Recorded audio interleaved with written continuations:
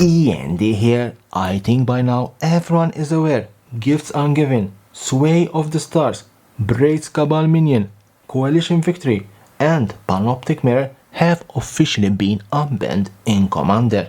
This comes after the highly controversial bans of Jeweled Lotus, Mana Crypt, and Dockside Extortionist, which not only sent shockwaves through the community but also led to the disbanding of the original Commander Rules Committee and the rise of a new one led by Wizards of the Coast with none other than Gavin Fairhay at the helm. When the new RC was announced, Gavin promised that by the end of April would see the first waves of Commander Unbans. So our goal, our target for this is to take all your feedback in over the next several weeks and then come back late April with the more final rollout of the system.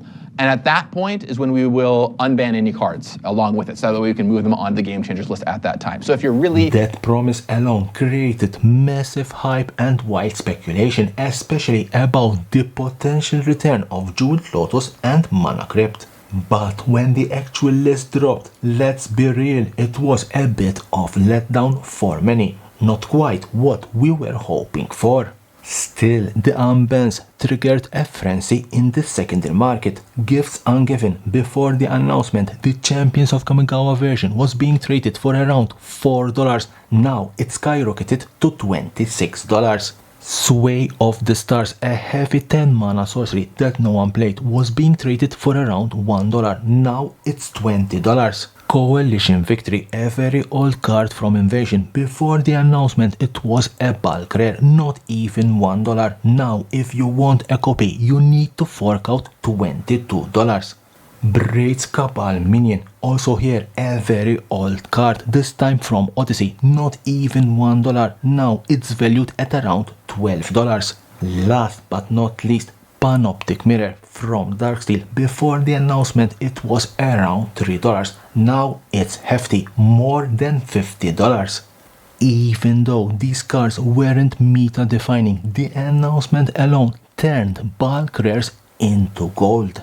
Meanwhile, cards that didn't get unbanned like Jeweled Lotus and Mana Crypt took a huge hit. Jeweled Lotus was $100, now it went down to around $50.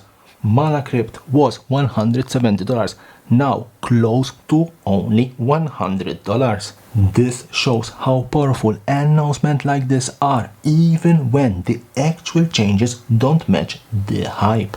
To conclude, I still believe we'll see more changes coming soon, more unbans, and yes, more bans too. As Gavin Fairhay himself said, Commander is healthy for now, but when new sets brings more power creep, some cards are bound to catch the ban hammer eventually. Leave me in the comments which card do you think should be banned or which card should be unbanned next in Commander. And as always, subscription button is here. Subscribe for my channel for more and more interesting videos about Magic the Gathering and the collectible world. Liliana!